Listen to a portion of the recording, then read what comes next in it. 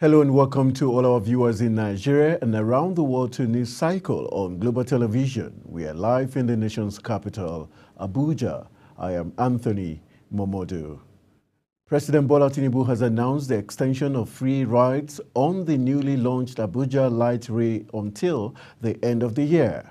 He made this declaration during the relaunch of the commercial operations of the Abuja Light Rail with key political figures in attendance, including the Minister of the Federal Capital Territory, Nyesom Wike. Sharon Ajay has details. President Tinubu, who took a 40-minute ride from the metro station to the airport station, accompanied by the FCT Minister Nyesom Wike, Vice President Kashim Shettima, President of the Senate Godswill Akpabio, amongst others, described the operations of the Abuja Metro Line as a symbolic milestone of enduring progress as a country and in the FCT. Today marks the milestone of our march towards enduring progress as a country, most especially in Abuja Capital Federal Capital Territory. He further described the Abuja Metro Line as a symbol of unity and enhanced accessibility. Abuja Light Rail Metro stands as a symbol of progress, connectivity, inclusivity. It signifies our determination to modernize our transportation infrastructure, reduce traffic congestion in the city, and enhance accessibility to all residents. The Minister, Federal Capital Territory, Nyesom Wike, says the success story of the Metro Line being operational is a testament to the reality and great possibilities of the renewed hope agenda. For me, today is the happiest day. We are talking about the New Hope Agenda. What is the New Hope Agenda? Giving back hope to the people. That's what it means. So it is a reality. What you are seeing today is a reality. People will not be happy that I can come to the city and go back. Those who want to watch football match will take the train down to the next train station, walk down to the Moshood Abiola Stadium, finish the match, go back to the train station, and go back to their houses. So when people talk about the New Hope, it's as if it is just mere talk. It's a reality. It could be recalled that the Abuja Metro was first commissioned in 2018 for public use, but it lacked essential access roads and remained non-functional. Sharon Ajay reporting for Global TV News. As part of activities marking his administration's first year in office, President Bola Tinubu has addressed a joint session of the National Assembly.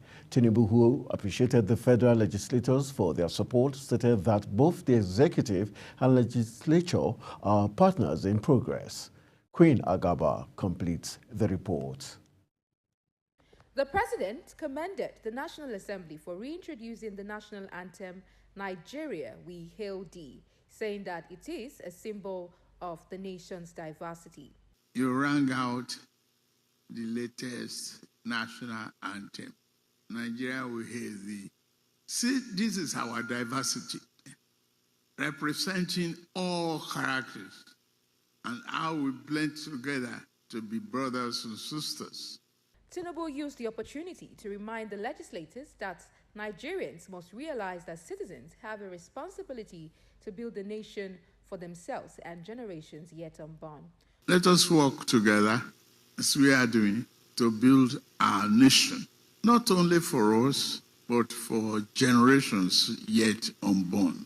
President Tinubu also promised the National Assembly that the 2024 Supplementary Appropriation Bill will be sent for consideration as quickly as possible. Queen Agaba reporting for Global Television. The federal government has condemned Israel's recent airstrike on a civilian camp in Rafah, Gaza, which resulted in the death of around 45 people, predominantly women and children. Minister of Foreign Affairs Ambassador Yusuf Tuga denounced the attack as part of disturbing pattern of strikes targeting non-combatants in the ongoing Israel-Palestine conflict. The Global Alliance for Vaccines and Immunization, also called Gavi, has said it would extend the HPV vaccine to 60 million Nigerian girls by 2025. Gavi's senior country manager, Jessica Crawford, disclosed this during the launch of the Phase 2 of the program in Ilorin, Kwara State. According to her, no woman should have to face a cervical cancer diagnosis when there is a tool that could prevent it. Adding that the Global Alliance for Vaccines and Immunization alongside partners have set an ambitious goal to reach 86 million adolescent girls worldwide by 2025 with the HPV vaccine. In a bid to manage and mitigate the widespread of diseases in Africa, the National Center for Disease Control put together a consortium on genomic strategy to discuss readiness for disease prevention and detection. Queen Agaba tells us more.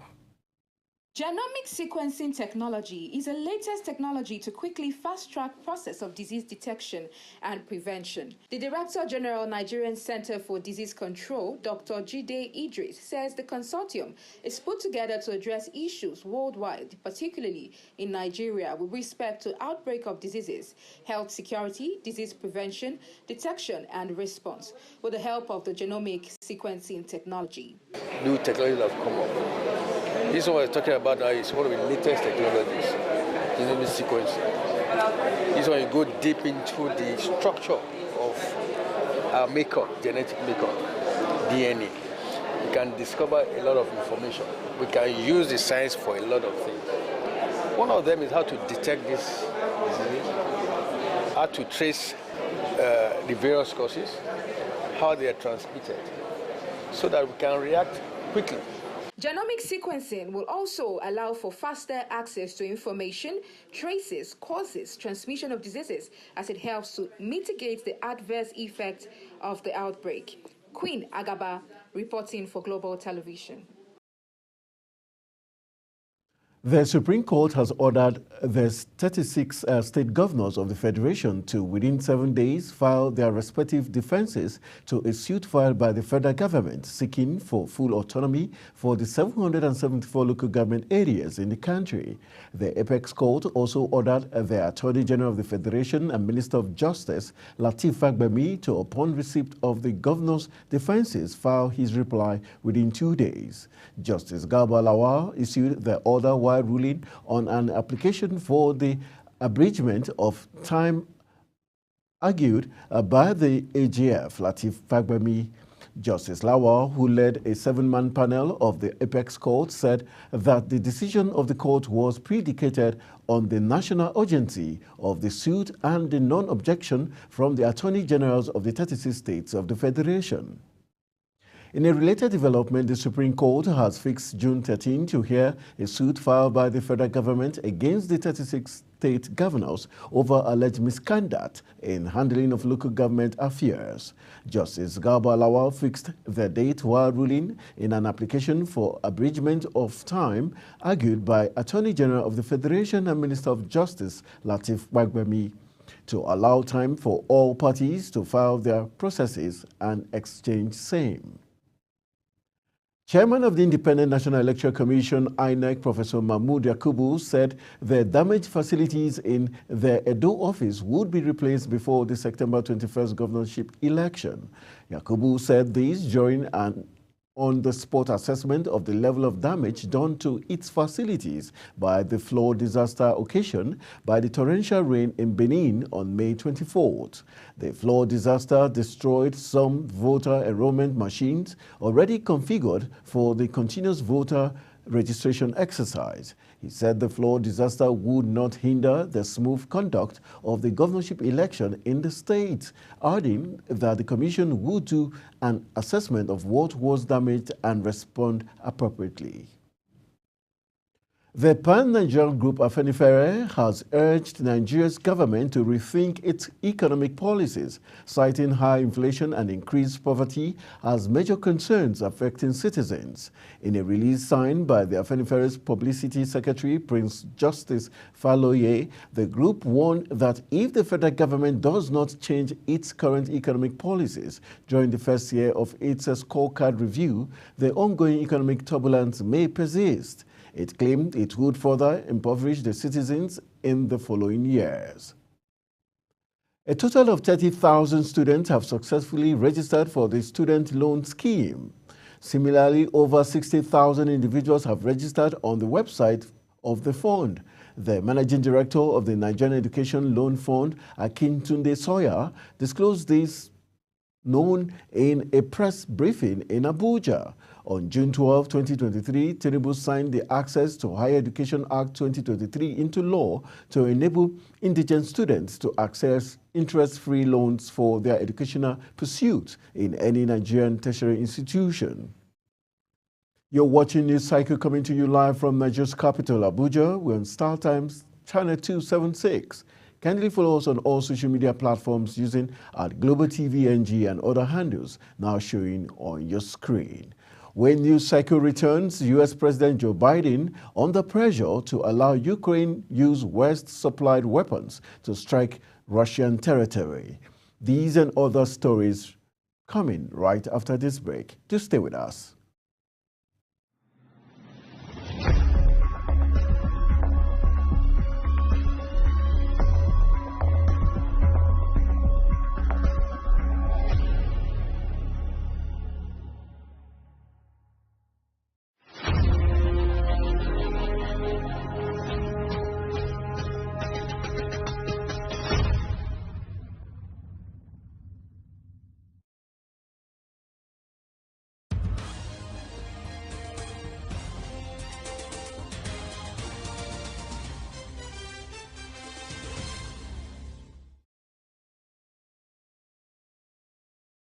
Welcome back. This is Global Television, bringing you live broadcasts of News Cycle. Thank you for staying with us.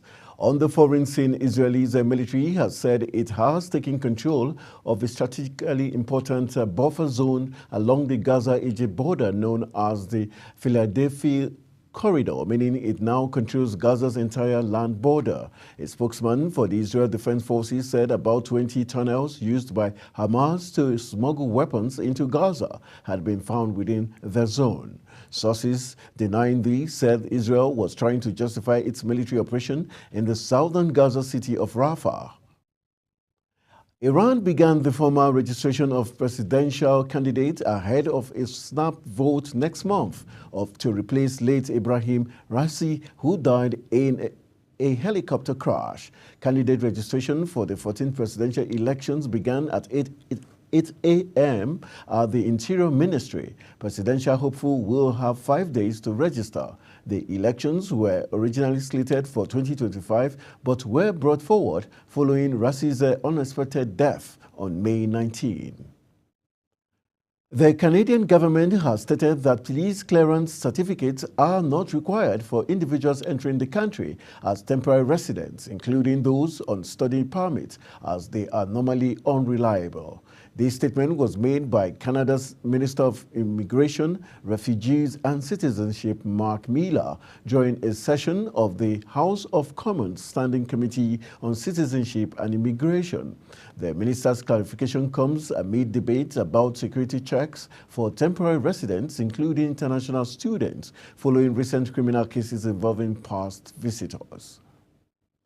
Dozens of Okonse prominent democracy activists were convicted and sentenced to prison following the city's largest national security trial.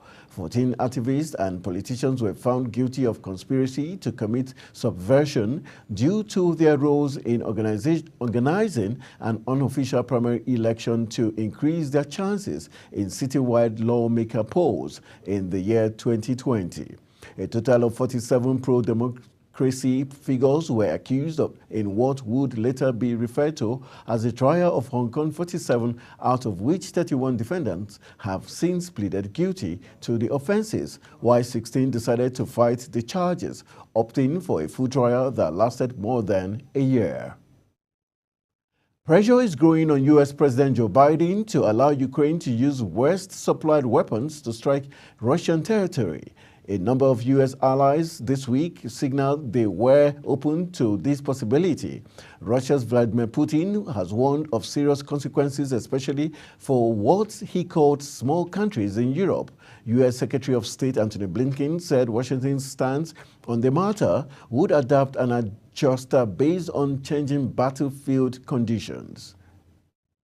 In business, the federal government has inaugurated a 5.2 million standard cubic feet per day compressed natural gas plant in Lagos in an attempt to lessen the impact of petrol subsidies removal on Nigerians. The CNG plant was built through a partnership between the NNPC Gas Marketing Limited and Transit Gas Nigeria Limited, owned by Exela. Minister of State for Petroleum Resources, Gas Ekperekpe ECPO, who commissioned the plant at the Isolo Industrial Area in Lagos, said the occasion under the theme From Gas to Prosperity, CNG for All represents a critical turning point in the development of affordable, sustainable and secure energy sources in the country.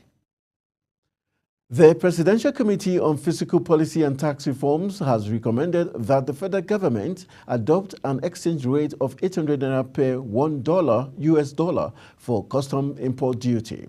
This proposal was announced by the committee's chairman, Taiwo Oyedele, during a press briefing in Lagos.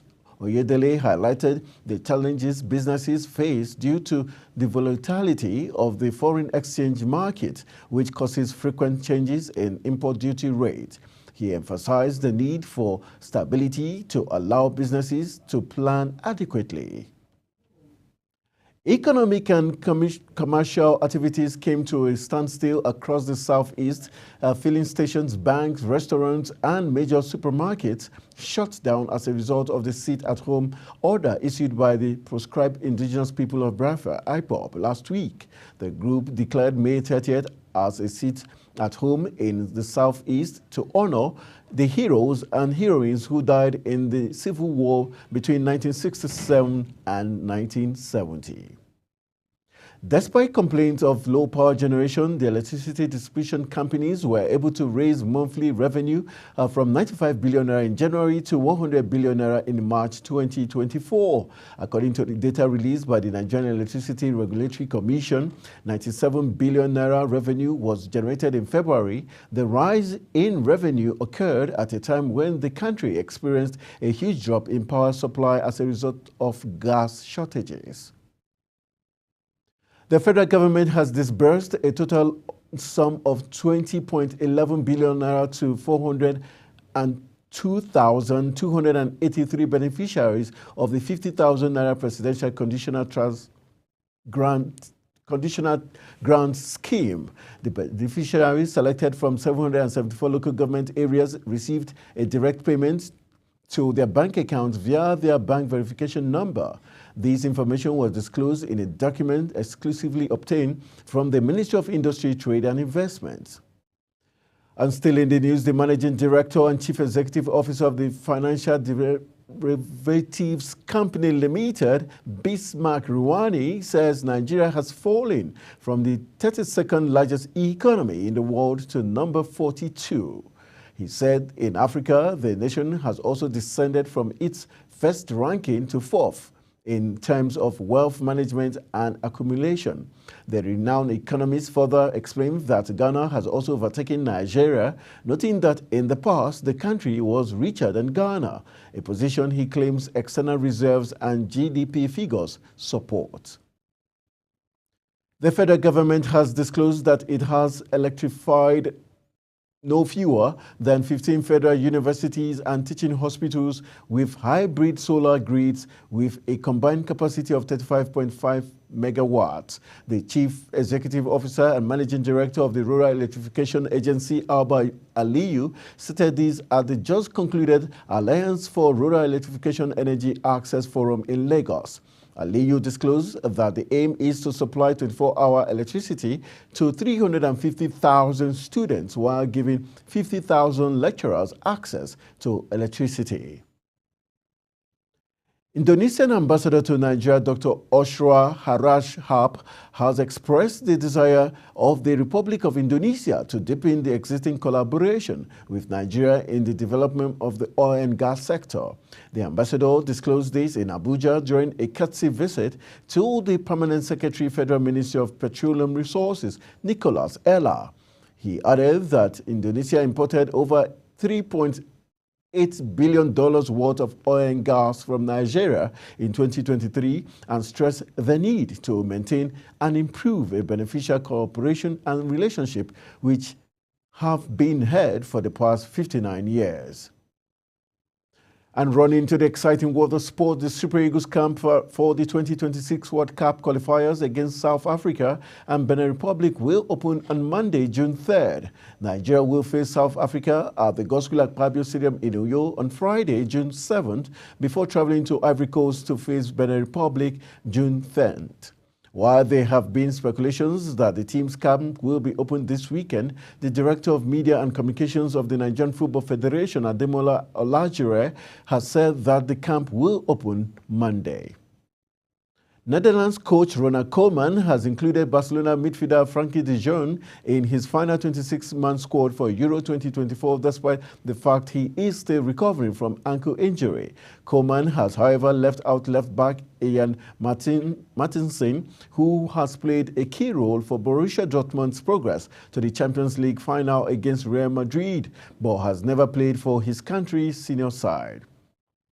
Still talking sports, Super Eagles and Leicester City midfielder Wilfred Ndidi was left stunned after inspecting facilities at the remodeled Maracana Stadium in Ajegula, Lagos. The 19-pitch sports facility, which has a 192-bed space hostel, basketball and tennis long court, table tennis hall, canteen and restaurant under construction, 24-hour power and solar backup, treated water supply and top-notch shower and changing rooms upon completion will perhaps become the biggest sporting arena for school-aged children in Nigeria.